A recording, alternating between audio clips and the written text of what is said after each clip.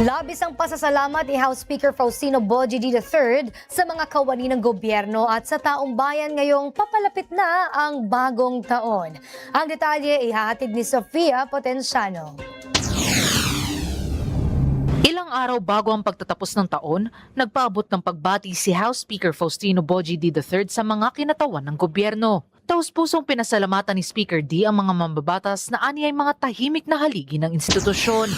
Sa likod ng bawat session, bawat panukala at bawat desisyon, naroon ang inyong tiyaga, profesionalismo at malasakit. Bagamat nasa yugto umano ang Pilipinas sa paghahanap ng pananagutan at matinding pagkadismaya, hindi rin pinalampas ng kongresista ang pagkakataong pasalamatan ng taong bayan. Salamat po sa inyo pong patuloy na pasensya at pagbibigay ng pagkakataong makuha muli ang inyong tiwala. Gagawin namin po ang lahat para hindi po kayo biguin.